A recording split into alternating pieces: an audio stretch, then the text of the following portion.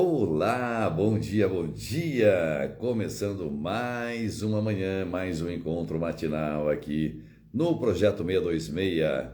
Este nosso encontro muito importante, muito interessante para nos fortalecermos neste caminho de duas vias, não é? É sempre bom estarmos aqui juntos neste bate-papo, nesta troca de ideias, tá bom? A gente vai conversando. Nós vamos conversando e vamos nos estruturando, né, cada vez mais enquanto seres humanos, tá bom? Louco positivo, opa, bem-vindo. Vamos então iniciar esse nosso bate-papo, lembrando que você pode enviar um aviãozinho para as pessoas que você acha que merecem ou que precisam estar conosco neste momento, tá bom? Bem, hoje vamos falar sobre algo muito importante, que é a autofobia, o medo de ficar sozinho, o medo de acabar sozinho, o medo da solidão, o medo realmente de que as pessoas se afastem, o medo de que as pessoas nos abandonem, especialmente lá no final de nossa vida. Não especificamente no final da vida, mas como desde agora, não é? É este medo de ficar só, que chamamos de autofobia. Por que este medo de ficar sozinho, o medo de não ter companhias, o medo de que as pessoas nos abandonem, o medo de estar só lá na frente quando eu precisar? Por que isso acontece em nossas vidas e como então driblar estes desafios, driblar estes medos? Bom, então vamos trazer conceitualmente primeiro o que é autofobia, não é? Por que as pessoas acabam por ter este tipo de sentimento? Bom, a autofobia, então, é um medo de ficar sozinho, um medo da solidão. Além disso, é uma fobia específica do isolamento. A pessoa tem medo de ser egoísta, estar só e isolada. Bem, então este medo do egoísmo, de repente eu estou tendo alguns comportamentos egoísticos, não é? Ou eu acho que eu sou egoísta, mas não quero assumir, enfim, e eu acabo por me isolar, eu acabo por me afastar, eu acabo por ter comportamentos mais solitários. E este medo e esta situação vai trazendo em mim um medo do futuro, um medo de acabar sendo esquecido, isolado, desprezado e, por consequência, acabar sozinho. Quem tem essa fobia não está necessariamente sozinho hoje, mas só de pensar que está sendo ignorado ou abandonado é motivo para desencadear os sintomas da autofobia. Portanto, este medo de ficar só não é, claro que ele se desdobra em vários tipos de comportamentos, vários tipos de ações, vários tipos de reações, e nem sempre nos damos conta de que estamos tendo ou apresentando esse tipo de sintoma ou este tipo de comportamento. Nem sempre nos atentamos para isso, nem sempre prestamos atenção nisso e, portanto, quando vamos identificar que isso está acontecendo conosco, pode ser que estejamos já no estágio avançado de autofobia, não é? Este medo de ficar só, medo de não ter companhia, medo de ficar sozinho para o resto da vida. Então, este tipo de medo vai gerar esta apreensão, vai gerar este temor ao longo da vida, a partir deste momento que esse sentimento começa a vir, começa a fluir dentro de nós, não é? Então, medo da solidão não é uma coisa nova. Só para deixarmos claros e iniciarmos esse nosso bate-papo, então, medo da solidão não é novo, nem é algo que acontece só com pessoas mais velhas. Bem, então temos que entender que essa autofobia, este medo de ficar sozinho, não é recente, já é detectado faz muito tempo, também não é uma característica somente de pessoas mais velhas. As pessoas mais novas também podem ter este tipo de sentimento, este tipo de pensamento ou de percepção em relação a si e ao seu futuro, não é? É possível que na fase da adolescência esse sentimento seja vivido. O sentimento de abandono ou de rejeição, por exemplo, e aqui estamos falando nas feridas emocionais. Se você procurar aqui nos vídeos, aqui no Instagram, não é? Você perceberá que temos aí muitas feridas emocionais que eu trouxe, inclusive do abandono e da rejeição. A ferida emocional da rejeição é uma das mais importantes, é uma das mais graves, que nos levam a ter esse tipo de comportamento que pode nos conduzir a esta autofobia, a este medo de ficar sozinho, não é? Contudo, com o avançar da idade, o aumento das responsabilidades pessoais e a diminuição de tempo podem fazer com que esse pensamento, esse medo da solidão venha a crescer no decorrer do tempo, não é? Quando eu falo de jovens, por exemplo, medo de ficar sozinho, hoje nós temos uma cultura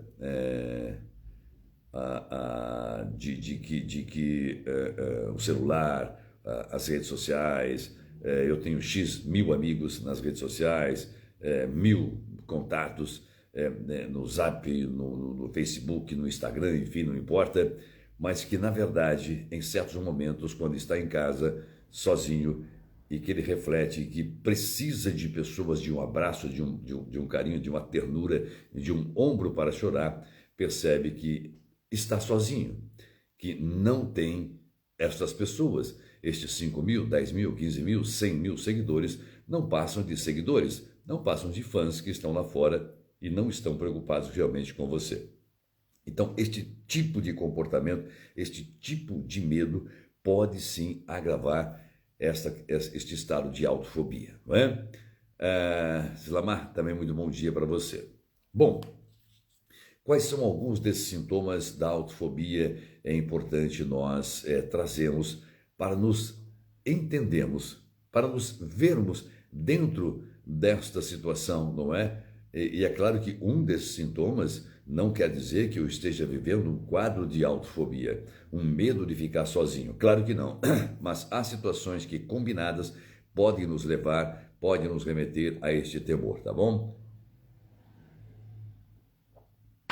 Por exemplo, este autofobia, este medo de ficar sozinho pode me levar a ter quadros de vertigens, quadros de tontura, por exemplo, não é? Eu posso ter essa percepção, se eu estou com medo, estou acuado, estou receoso em relação ao meu futuro, eu posso ter essa combinação de tontura, de vertigens, suor, por exemplo, mesmo sem estar numa atividade pesada, provocada por uma ansiedade, suor nas mãos, tensão muscular, náusea, por exemplo, ou dificuldade nesta relação com comida, não é? Eu vou sentindo náusea, vou sentindo ânsia de vômito e assim por diante. A boca seca é uma característica também muito clara, que quando eu estou ansioso, estou tenso, estou com medo de alguma coisa, estas questões podem começar a aparecer, como taquicardia também, aceleração do coração, falta de ar, dificuldade para respirar, percepção de que precisará de apoio no futuro e não terá ninguém ao seu lado, ninguém para ajudar. Medo de ficar sozinho. Esse tipo de comportamento, esse tipo de sentimento é muito importante que percebamos para que possamos reagir, para que possamos mudar esta percepção. Se eu tenho a percepção de que isso está acontecendo, para confirmar esta minha percepção, pode ser que eu venha a ter comportamentos apenas para comprovar que eu estou certo. E é neste momento que, com a terapia, com a ajuda de um analista, de um profissional da mente, nós podemos virar esta chave, virar esta percepção, mudar esta forma de agir, mudar esta forma de pensar, mudar esta forma de perceber esta situação que pode nos levar realmente a um quadro de depressão, enfim, e complicações no futuro, não é? Então, o que fazer quando este medo de ficar sozinho bater? Quais são as reações que podemos ter?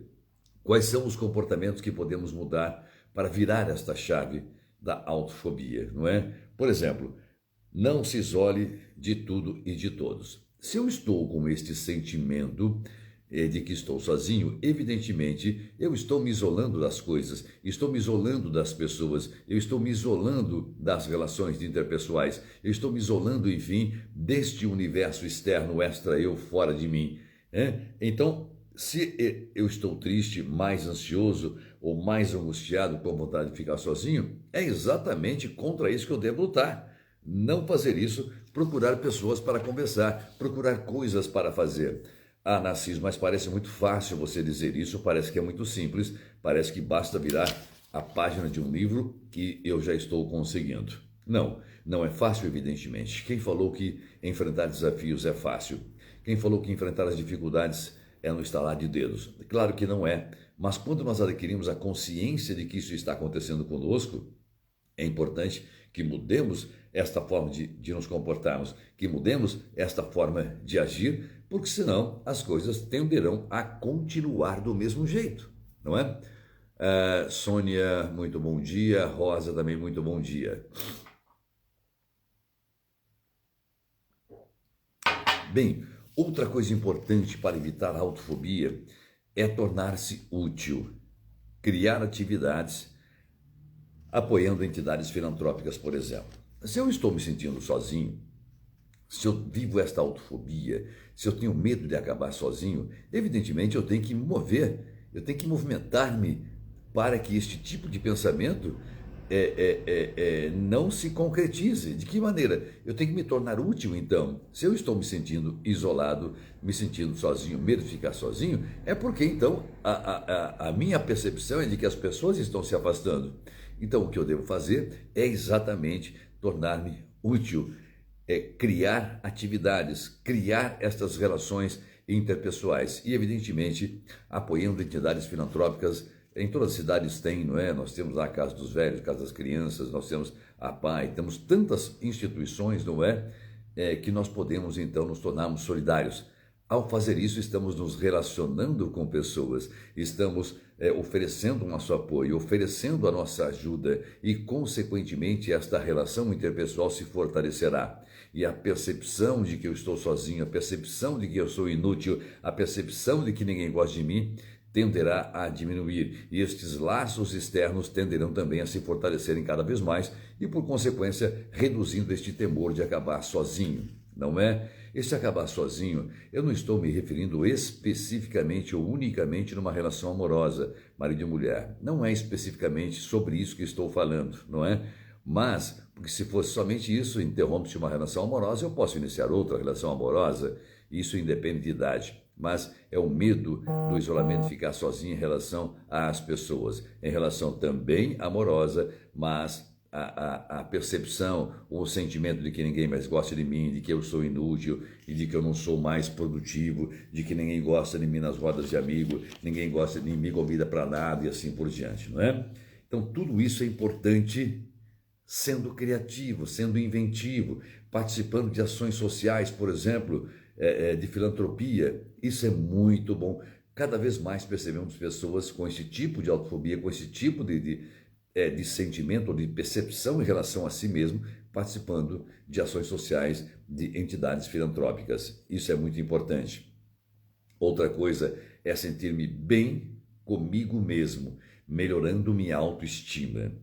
A baixa autoestima, meu querido e minha querida, é algo que pode nos levar a muitos comportamentos, a muitos sentimentos, a muitas situações desastrosas, situações muito tristes em nossas vidas, porque a baixa autoestima, evidentemente, é a porta aberta para vários psicossintomas, inclusive a depressão, né? Aqui mesmo você vai encontrar no meu Instagram, uma das lives eu falo sobre melhore sua autoestima, como melhorar minha autoestima. Há um exercício, há um caminho possível para que eu melhore minha autoestima, que eu me valorize mais, que eu goste mais de mim, que eu descubra minhas potencialidades, as coisas boas que eu sei fazer e especialmente que eu compreenda os meus erros, compreenda as minhas limitações. Então melhorar a autoestima é uma das bases para solucionar muitas questões da nossa mente, da nossa psique, né? Então é importante melhorar a autoestima,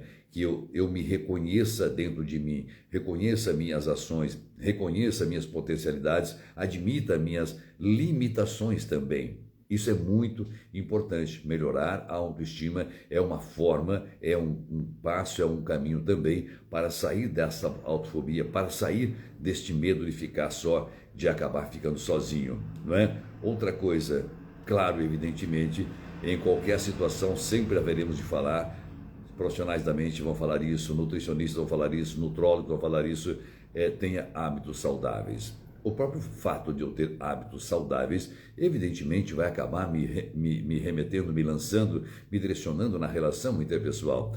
não é? Com minha nutricionista, com meu nutrólogo, com as demais pessoas, com entidades, por exemplo, com a caminhada, com academia, melhorando a minha alimentação, exercício físico e assim por diante. Então, esses hábitos saudáveis também vão me tirar deste lugar, deste sentimento de autofobia, desse sentimento de que eu estou só. Porque ao caminhar, ao melhorar a alimentação, enfim, a fazer academia e tal, eu estou já me relacionando. Eu estou trocando com as pessoas, conversando com as pessoas, nesta inter-relação social que é muito importante. Nós somos seres que gostamos de conversar, gostamos de dividir, gostamos de compartilhar, gostamos de influenciar, assim como somos seres influenciáveis também. Então, esta inter-relação é muito importante. Outra coisa, obrigue-se a fazer atividades sociais. Obrigue-se, coloque na agenda, data, horário. Eu tenho que fazer isso, eu tenho que ter atividades sociais. Isso vai me remeter às relações com outras pessoas. Que tipo de obrigações sociais, por exemplo? Então anota na tua agenda. Eu preciso todo dia tal horário, segunda, terça, quarta, não importa. Eu vou à igreja, por exemplo, independentemente da sua religião.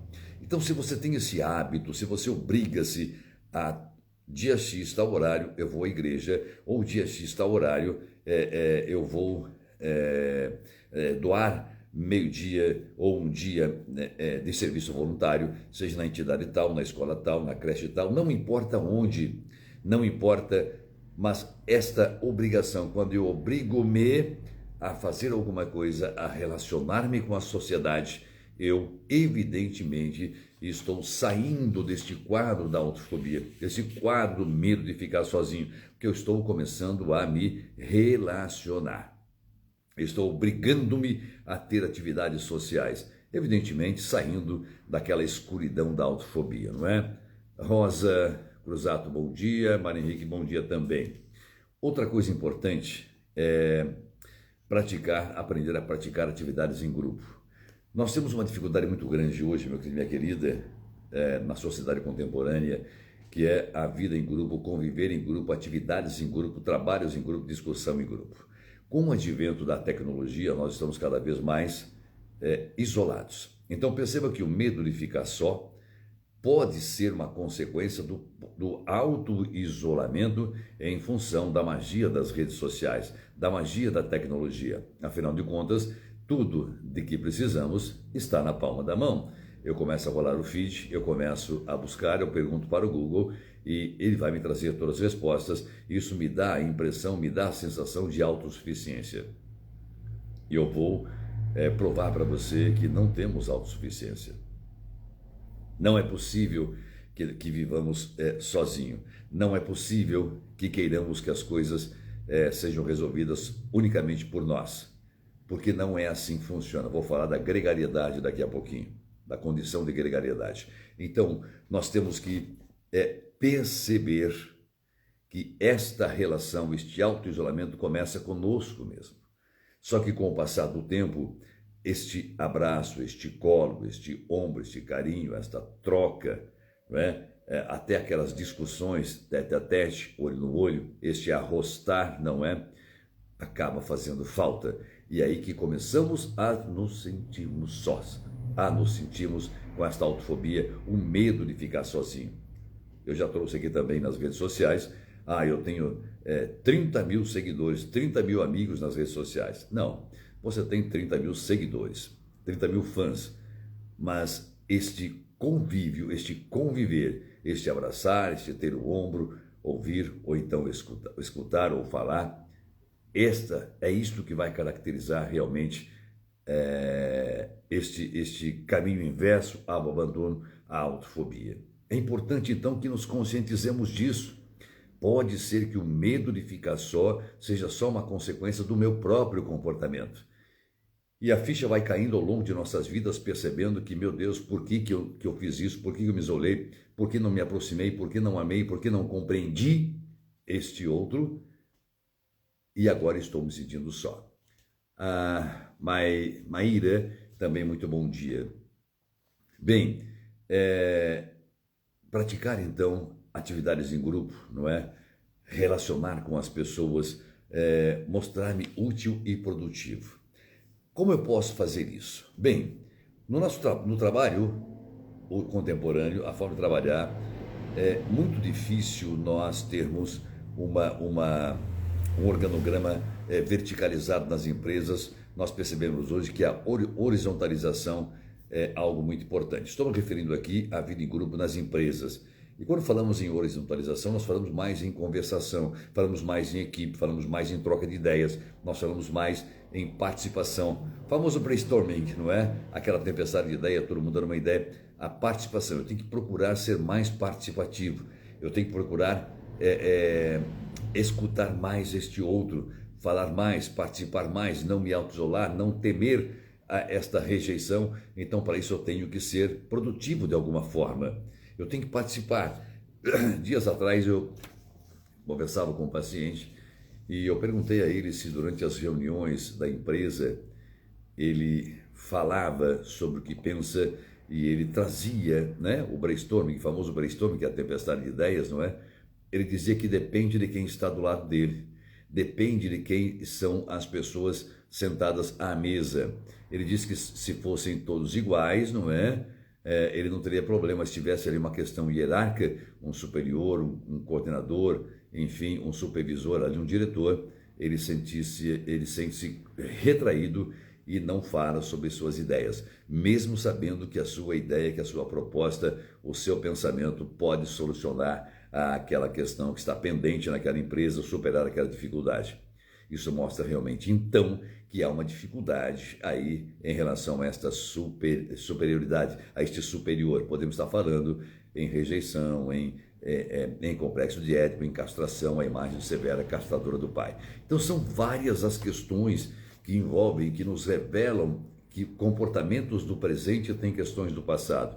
E este próprio auto-isolar-me este medo de ficar só, pode ser que eu mesmo esteja construindo esse caminho, através de minhas ações, através de meus comportamentos, através do meu discurso, onde as pessoas acabam por se afastar, porque eu, nas minhas ações, meus comportamentos, meu discurso, quero me convencer de que eu me basto, de que eu sou autossuficiente, de que eu não preciso de ninguém. E aí é um ledo engano, não é?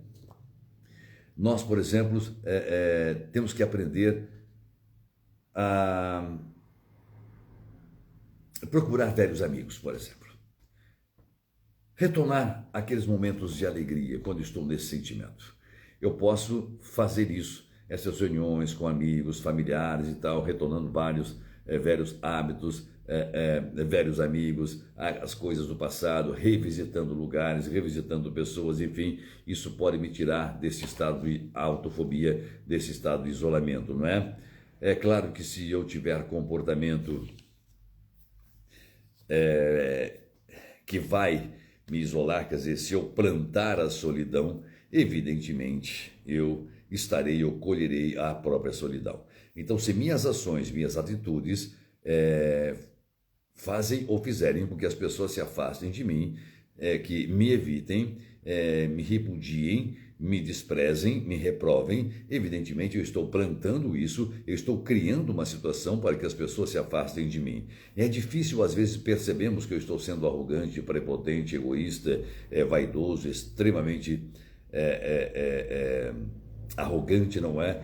E as pessoas acabam por se afastar. Então, se eu plantar a solidão, não há como eu colher uma vida plena, a não ser a própria solidão, não é?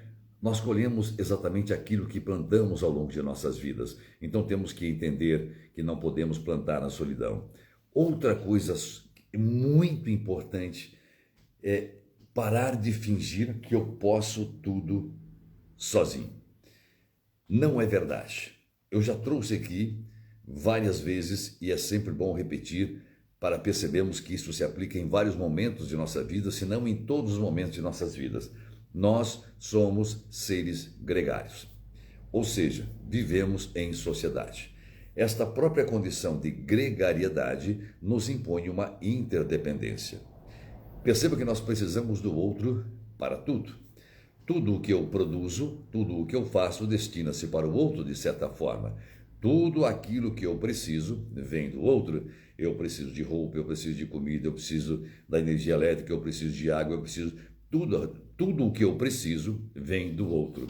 Veja que não teria sentido você estar aqui neste momento de frente à tela do seu celular se não tivesse ninguém falando. Você vai ficar aqui com um branco, você vai ficar virando feed aí para achar alguma coisa. Assim como não tem sentido eu falar aqui se ninguém estivesse me assistindo, por exemplo, não é? Ou viesse me assistir depois.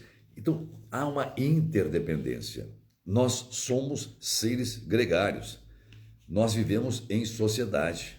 Nós precisamos do outro sempre. E quando eu me isolo, quando eu me declaro autossuficiente, eu estou me isolando. Então, estou decretando para mim mesmo que não preciso de ninguém. Qual será a consequência lá adiante? Se eu deixei claro para todos que eu não preciso de ninguém, que sou autossuficiente, essas pessoas, quais serão o comportamento delas? Se não, afastar-me de mim. E aí vem o sentimento de que eu não de que eu vou ficar sozinho. A autofobia, o medo de ficar só. Mas pode ser que ao longo da minha vida eu tenha plantado isso. Eu tenha agido de forma que as pessoas se afastem de mim, com minha arrogância, com minha soberba, com o meu declarar não preciso de ninguém. Eu sou, não é? Eu não vejo uma atividade, exceto se eu me declare o eremita e vá viver numa ilha isolada, mas se estamos em sociedade, há uma interdependência automática natural entre as pessoas, não é? Outra questão importante, eu tenho que admitir que eu tenho limitações e que isso não me diminui. Nós somos seres limitados. O ser humano é limitado. Pela própria condição de gregariedade, a necessidade da interdependência já mostra que somos seres limitados. Eu não consigo produzir tudo aquilo ou criar tudo aquilo de que eu preciso para a minha sobrevivência. Então há esta interdependência, não é? Tudo aquilo que eu preciso, tudo aquilo que eu uso, olhe ao seu redor agora aí na sua casa. Perceba que tudo que está aí, a maioria, 99,9% do que você tem aí, veio de outras pessoas. Então, nós precisamos, é impossível nos declararmos independentes ou autossuficientes, não é? E quando eu declaro que não preciso de ninguém, há uma certa leviandade nessa afirmação. E é claro que as pessoas ao redor acabam por captar, por entender, por introjetar esse nosso comportamento e acabam por se isolar automaticamente, gradual e lentamente. E mais tarde virá o sentimento de que as pessoas não gostam de mim, de que as pessoas não me valorizam, as pessoas não me reconhecem, e aí vai começando a bater aquele sentimento de autofobia, o medo de ficar sozinho. Mas não percebemos que plantamos isso ao longo de nossa vida. Quem planta, colhe, né? Outra questão importante, admitir que tem limitações, isso não vai me diminuir, evidentemente, como eu já disse, eu preciso do outro, e não querer que o outro seja igual a mim. Eu, às vezes, acabo me afastando das pessoas, ou as pessoas se afastam de mim, porque eu quero que ela seja como eu sou. Eu quero que ela haja como eu ajo. Eu quero que ela diga somente o que eu quero escutar. Eu quero que ela faça somente aquilo que eu acho bom para mim e não para o outro. Nós temos que entender que o outro é o outro. Ele não é igual a mim. Não é? Aliás, ninguém é igual a ninguém. Quando eu começo a censurar, cercear este outro, cercear sua liberdade, proibindo-o, apontando o dedo no seu nariz, evidentemente a tendência é que ele se afaste. Evidentemente a tendência é que ele vai ficando cada vez mais longe de mim. E por obviedade, o meu sentimento, a minha percepção de estar ficando sozinho vai aumentando também. Mas reconhecer que é uma situação provocada por mim é o desafio. Porque a tendência é que eu queira julgar apenas o outro, condenar apenas esse outro. Então, nós não somos donos da verdade, meu querido e minha querida, porque, afinal de contas, a verdade pode ter várias percepções, evidentemente, dependendo da situação, dependendo do contexto, e isso é discutível, é claro que nós temos que compreender isso, não é? É claro que se eu falar que esse aqui é um copo d'água, é um copo de água e pronto. Se você tiver outra percepção, vamos discutir e entender por que a sua percepção há uma dissonância cognitiva aí, não é disso que eu estou falando. dessa obviedade flagrante, né? Não é disso que eu falo. Mas esta autofobia, este medo de ficar sozinho é, infelizmente, um mal da contemporaneidade, um problema que estamos verificando e de forma muito recorrente, de forma muito crescente na clínica, mas por várias circunstâncias. É claro que o mundo do celular na palma da mão, né? O Google, tudo fácil, faz com que eu tenha a falsa impressão, a falsa percepção de que eu não preciso de ninguém, porque tudo que eu quero, tudo que eu preciso está na palma da minha mão. Mas não é verdade, porque a maior preciosidade, os maiores valores, aquilo que vai me reconfortar, que me reconforta realmente, não é a tecnologia. Ela traz, é claro, qualidade de vida, traz satisfação, traz prazeres, evidentemente, não é? Mas este medo de ficar sozinho, medo de estar sozinho, medo de não ter ninguém, é o mal que vem acometendo, uma condição que vem colocando as pessoas em estados depressivos e estados angustiantes, muito tristes. Tá bom, minha querida? Então, que essa live de hoje, que esse nosso bate-papo de hoje sirva para refletirmos sobre o que é que eu estou fazendo, quais são meus comportamentos que estão trazendo, aproximando as pessoas ou afastando as pessoas de mim. Será que minhas ações, meus comportamentos estão afastando pessoas? As pessoas se... Ih, credo, eu acho que já passamos por essa situação, né? Ai, como aquela pessoa é legal e tal. Então ela te atrai, dá vontade de estar com ela. Então, credo, que tipo de pensamento? Credo, é horrível ficar com aquela pessoa arrogante, metida, só ela sabe, só ela quer saber, ela é dona da verdade. Credo! Então nós temos que nos autoavaliarmos também para saber se não estamos provocando a mesma coisa, a mesma impressão nas pessoas. Será que estamos sendo pessoas que atraem os outros ou pessoas que nós estamos repudiando, afastando as demais pessoas? Daí vem este medo de ficar só, a autofobia, o medo de não ter ninguém para trocar ideias e assim por diante, tá bom? Lembre-se, ninguém é autossuficiente. Nós somos seres gregários e a própria gregariedade nos impõe essa interdependência e a interdependência que eleva a qualidade das relações interpessoais, tá bom? Meu querido, minha querida, um grande beijo para você e ótima semana. Tchau, tchau.